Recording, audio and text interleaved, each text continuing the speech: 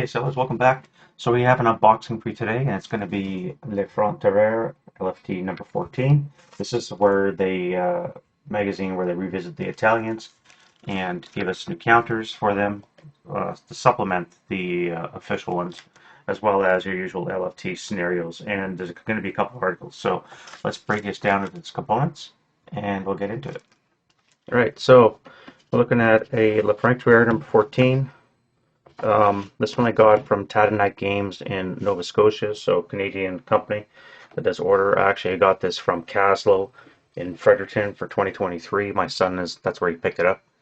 And yeah, let's get into this. So it's going to be Italians, and let's look at it. So I've never had LFT products before, by the way, so this is my first one. Interesting to see what they do with the Italians. No, Dave and I have been playing Italians in a couple scenarios that you've probably seen already, and the Italians tend to be underwhelming in core ASL, to say the least, for a variety of reasons. I'm sure that's what they went with, but we're going to try and address that with this scenario here. So what have you got? Typical table of contents and your staff. Joint production, by the way, from Italians, French, Cambodian, and Spain.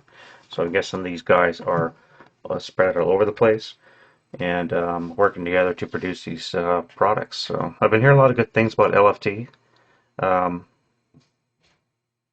Looks like we're talking about air support as well as the obviously the Italian, and they do have a series replay in here as well. Fulgor division was one of the elite Italian divisions. They fought a lot in Africa, and that's where we played a couple scenarios that did have some elements of those guys. All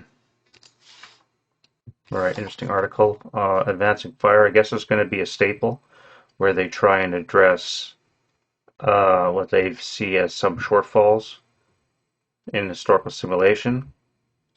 These are going to be optional rules. Obviously, you can always depend upon the core, but these are definitely going to be useful. I have no doubt that we're going to be playing a couple of these scenarios that are in this magazine as well. 10 questions for Enrico Catanzaro.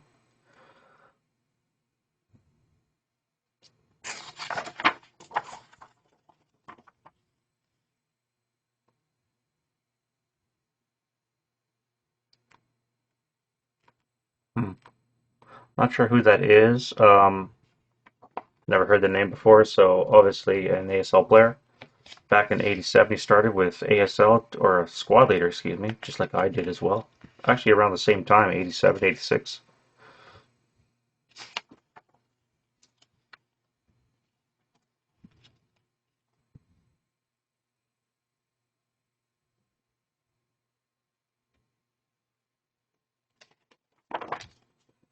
Cartoons. Interesting. Don't really care about that, I guess. ASL Ring 2018, a tournament review. So this magazine is about 5 years old now. At least based on the tournament that they're talking about. So it's good to see some support from the European side of things. And because most of the stuff that we see on ASL comes from the Americans, so sometimes it's good to have those opposing or alternate views of certain things. Again, LFT seems to be producing some quality products. I do like the glossy effect of the magazine itself. The paper is nice, good material.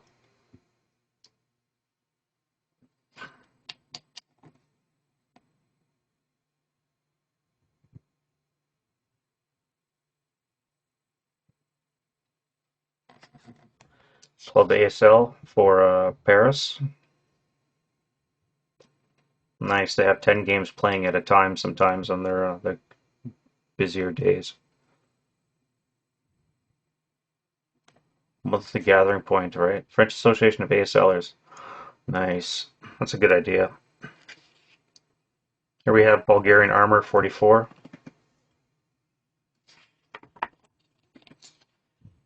Some nice history of the Bulgarian forces. Again, underrepresented in most ASL games because they're tucked away with the Axis miners. At some point, they do go over to the Russian side, or I should say the Soviet-friendly Bulgarians end up fighting for the Russians. So here we have, much like the case of the French, we have a few individuals that after the armistice between Italy and the Allies on September 8th, 43, in this case, this one individual prince, decided that the German side was worth fighting for, and he is able to keep a small core of Axis-friendly soldiers in his unit, and the rest were released. So I'm assuming this happened with most of the minor states as well in the Baltics that eventually, once they were conquered, quickly joined over. But there's always diehards in most organizations, especially in the Flemish from Belgium. They were definitely pro-Nazi in large part. Nice propaganda fireback for the old legions. Mussolini and the Italians in general definitely used a lot of the allure of the old ancient Roman Empire in their propaganda and justifying their actions, trying to live up to the past, I suppose. It's quite a lengthy article on this one Italian unit, Xmas.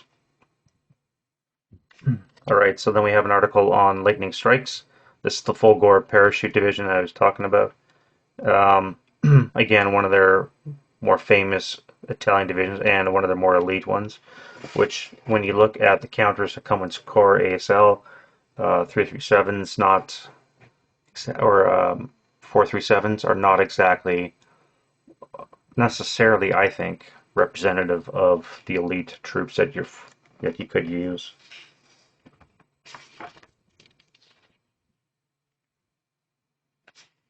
So again, a quite lengthy article on their background. This would no doubt help to justify the new counters that we're going to be looking at shortly.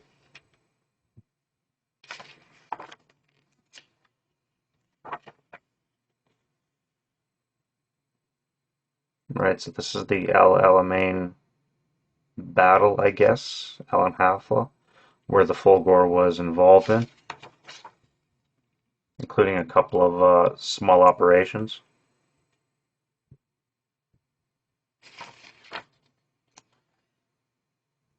Takruna. So this one here is represented by, I believe, it's in Hollow Legions, and it's also in the earlier ASL Desert module, which I'm blanking on right now.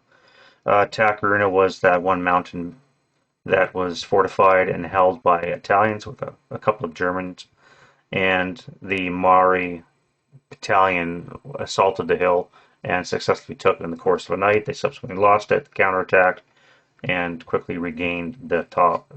So this is a scenario that Dave and I played, and I'm hoping that one of the scenarios in here deals with that situation again, because it was hard for the Italians to make their, or sorry, for the British, represented by not a lot of, well, they're elite, but and they outnumber the Italians 2-1, but they're going up a bald ass hill, so they're quite easy to pick apart. And in the games we played, the Allies always ended up losing. So hopefully this one's redressed it. And the map itself, because I did a history brief video on Takruna, to see the map the way it was didn't, in my mind, represent the actual terrain, just the way it was orientated, the way things were.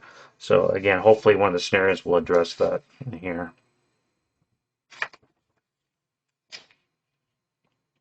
Quite lengthy articles on various operations involved by the Fulgor unit. So again, I'm a nut for the history. So, and here we have explanations for the Fulgor in the counter sheets.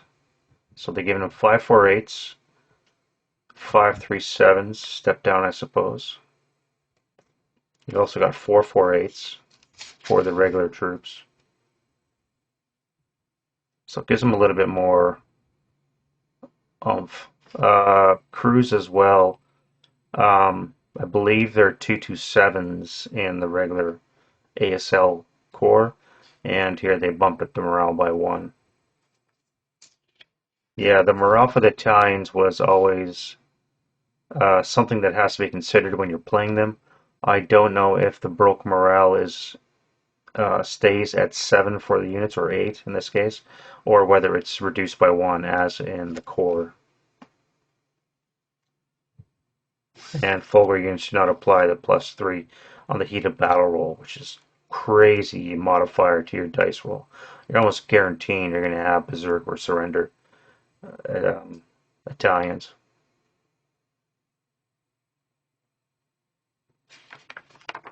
Alright, then we go into air support. I was thinking of doing a video on this. Maybe I will, maybe I'll use this article as a reference and make a quick tutorial video on air support for you guys.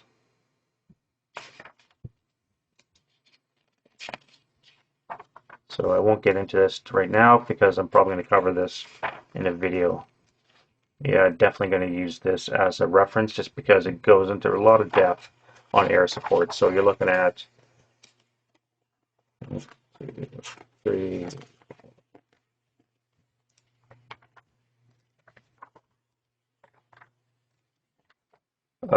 18 pages, 17, 18 pages on air support explaining what is maybe a page or 2 in the rule book. So quite exhaustive article. Those of you that have been debating whether or not to get LFT number 14, I would definitely look into purchasing it if you can afford it.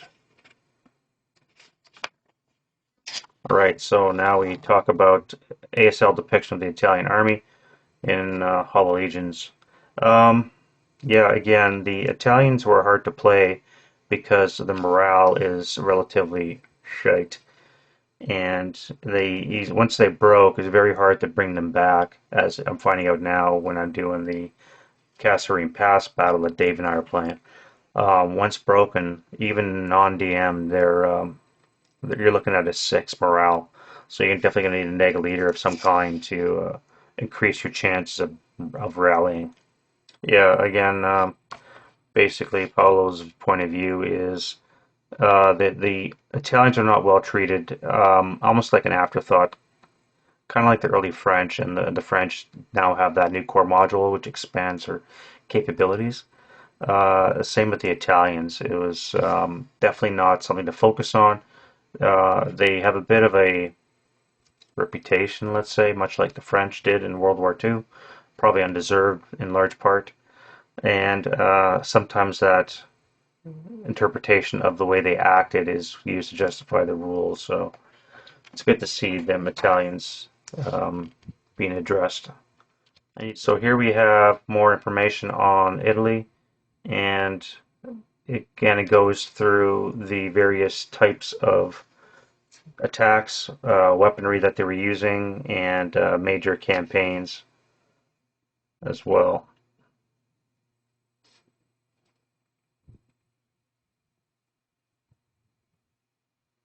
Oh, this is definitely an opposing view.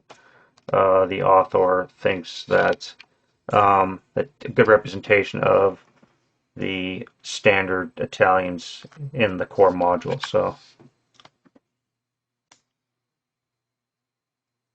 and yeah, again, the IIFT, the incremental infantry fire table, a lot of text has been written in that and debate back and forth. Very strong opinions on both sides. I kind of prefer the IIFT. I know it's a bit heretical to be a North American and do that. And I read somewhere that it's very popular in Europe, the IIFT, just because it breaks down the fire table, especially in the lower levels where you can start using those odd numbers like 347s or 337s or 548s. So you can start using those to their full effect rather than just rounding down to the nearest stack, just because you're almost forced to have 2 Italian squads in a stack so you can at least get 6 firepower rather than down to a 2 firepower. You throw in any kind of cover, terrain effect modifiers, and your attack's probably going to miss, which again is makes you force you to stack. So here we have a series replay, a grain of sand. This is LFT. I'm not sure what the scenario number is.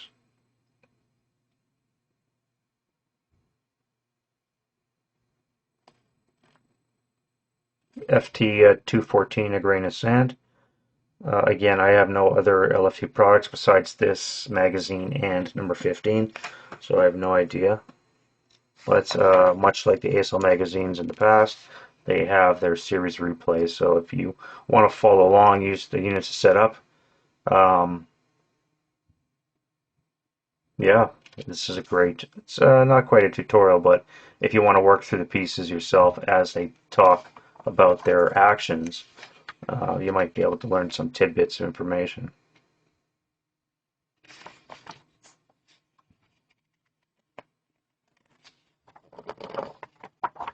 Alright, so fairly exhaustive on that, turn by turn.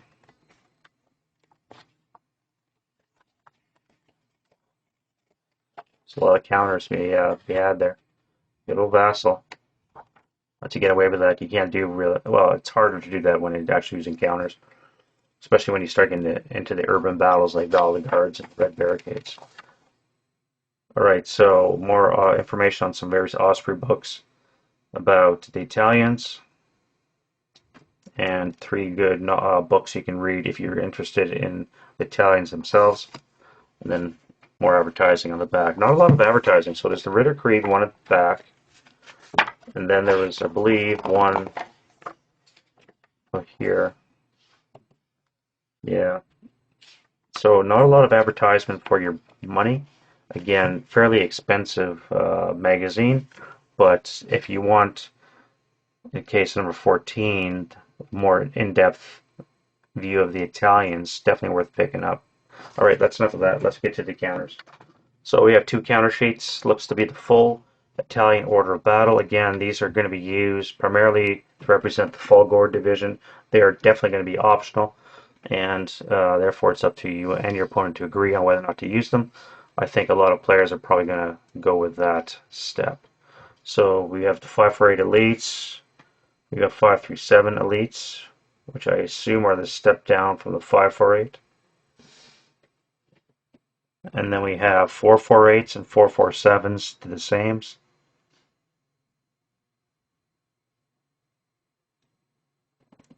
And then we have some first line 347s, like your typical Italian squads, and the 346 conscripts. So you have 1, 2, 3, 4, 5, 6,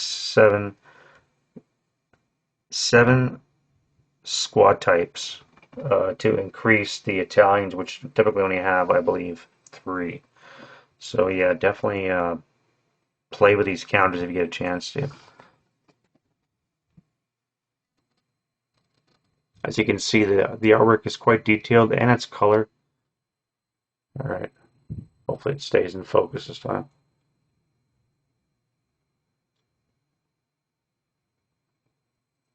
Yeah, so nice, nice clean artwork.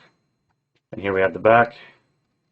So it looks like we have 8s, 7s, 8s. So they do not have a decreased morale on the back of the infantry counters.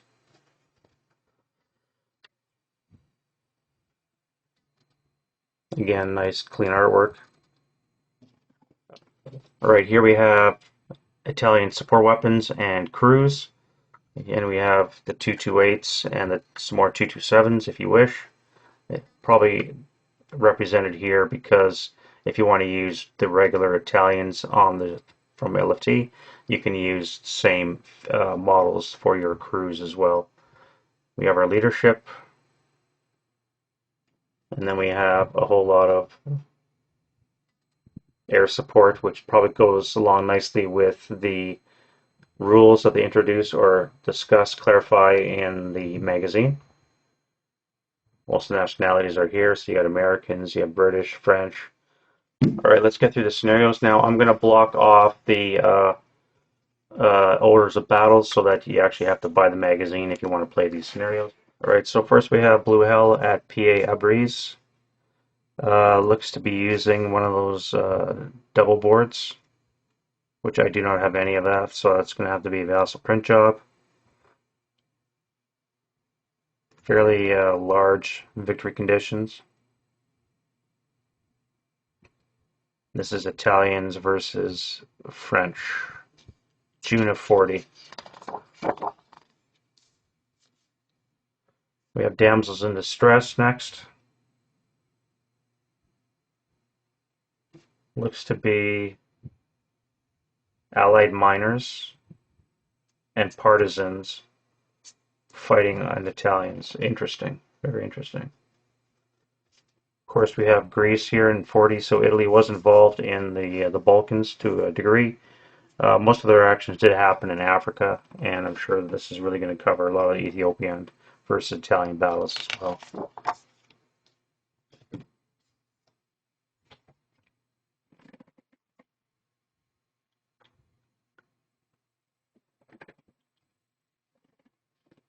Let's charge at Umbrega 62, so this is going to be one of the new desert boards, I assume, that comes in 15. I'm not sure where that board is. But again, we have Moroccan French versus the Italians. Fairly small units. Oh, cavalry on both sides. Interesting. Interesting.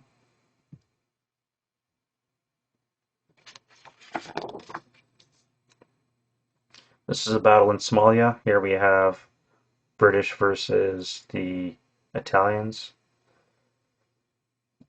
Very small, 4.5 turns, half of a map board.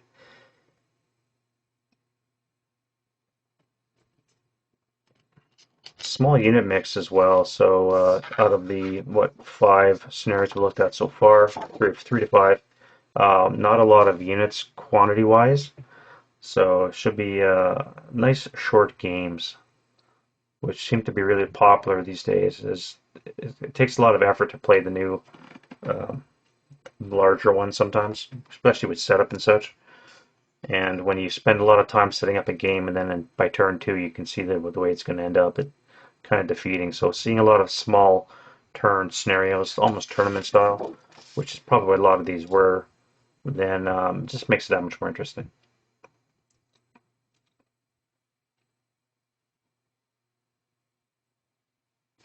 Some Belgian Congolese allied miners fighting off some Italians.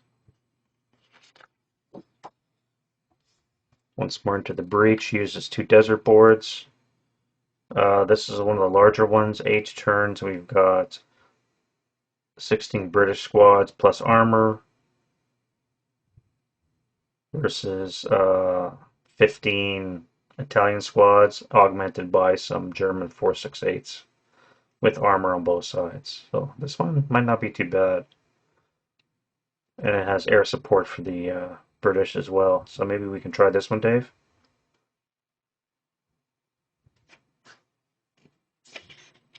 Ethnic cleansing Yugoslavia, never a good topic. Here we have partisans fighting off Italians, again using one of the double boards. That's now quite popular, I suppose. I can't remember where they came from. I want to say Bounding Fire, but I'm not sure. But they're definitely becoming more popular to use. Ukraine 41, that's right. Italians were involved on the Eastern Front. Varying degrees of success. Again, here we have a large number of squads. We've got 19.5 equivalents, plus armor and air support versus some Russians with the bridge crossing in the way.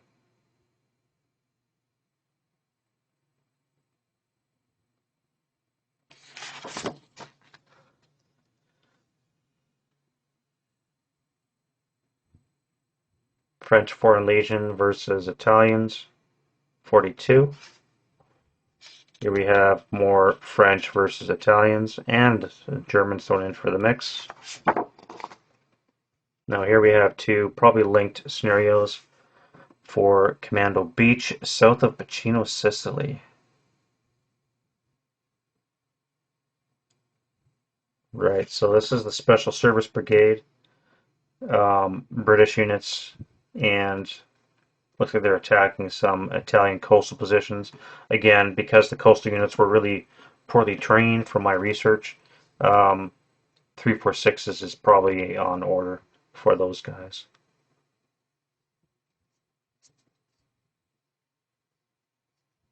And then we have 2, which is probably just a little further inland from where it was. Again, 10 July, that's when Operation Husky took hold, and this one involves the still a Special Service Brigade, not Canadians. Yeah, British are commandos and elite. Actually, Commando Beach 1, so Dave, you might want to look into this because it uses landing craft for the British coming ashore.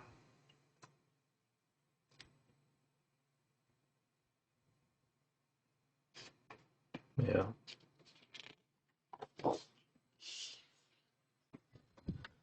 That bridge again, Pont Grand Bridge. So this scenario is um, it represents the one action that happened where the British Air Landing Brigade lost over 50% of their gliders. They had a large contingent making their way. Some of them ditched in the sea, some of them over for the target. And for the actual battle itself, I believe there's only like about 80 or 90 British uh, glider troops fending off against the Italian horde. So this scenario represents the actions around that battle. So it was a bit of a poor showing from the British, but again, most of that was due to the unit actions of the gliders because they've never done this before. It was rough weather, so a lot of them were blown off course. It's nighttime when they did their insertion, and leads to results. Yeah, by 2:45 in the afternoon of that day, 10 July, there's only 15 unwounded British left. Everybody else was wounded. And again, depending on which source you read, either the paratroopers were relieved by some approaching armor troops, or they were captured. I've read both accounts online. I'm not sure which one to believe. This one here uses them as surviving the battle but being taken captive by the Italians.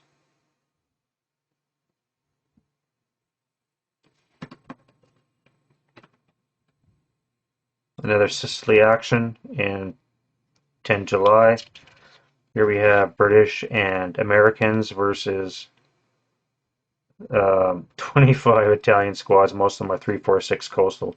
Yeah, the coastal divisions during the Sicily campaign really were um, underperforming to say the least. Low morale. Large part they were untrained in the weapons that they were using, especially the big guns, and their heavy weaponry, for by and large, was outdated. So a lot of the coastal regions were quickly overtaken by the Allies. Here we have Americans versus Italians.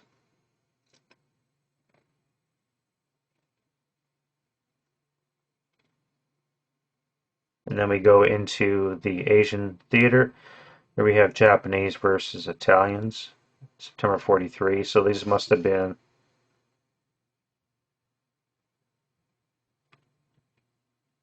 9 September, so they must have switched over.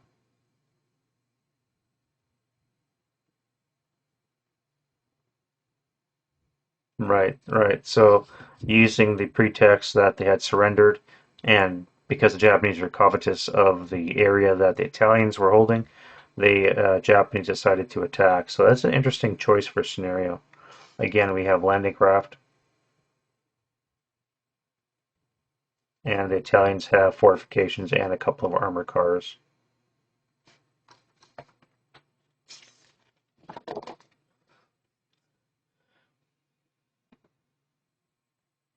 Germans versus Italians. That also happened a lot after the armistice on 8 September. This one action takes place 9 September. 5.5 turns, and it's Italians versus Germans with armor on both sides.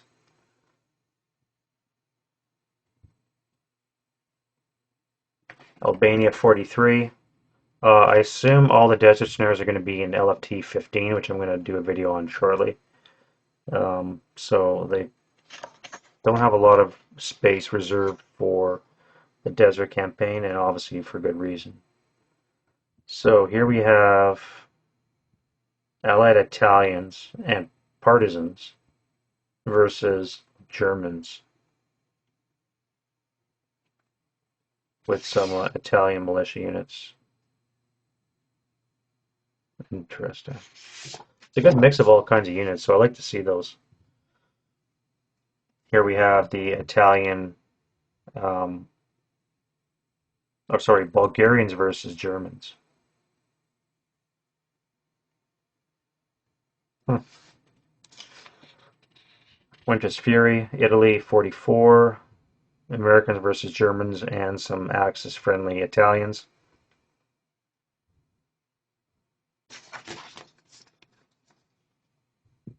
Looks to be quite involved, this one. You've got 37 Russian squads. Wow. Or, sorry, partisans, excuse me. Versus 16 Italian squads of varying capability.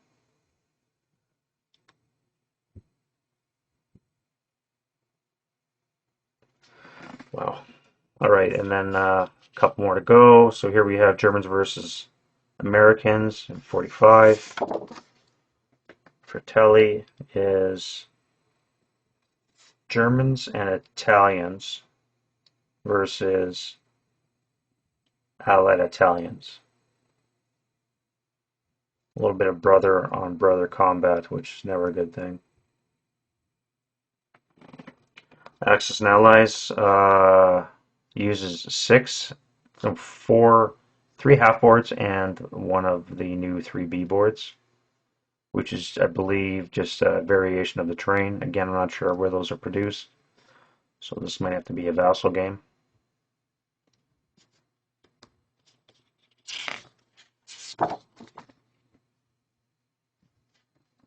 Rotterdam. 7 SSRs. Where's Rotterdam?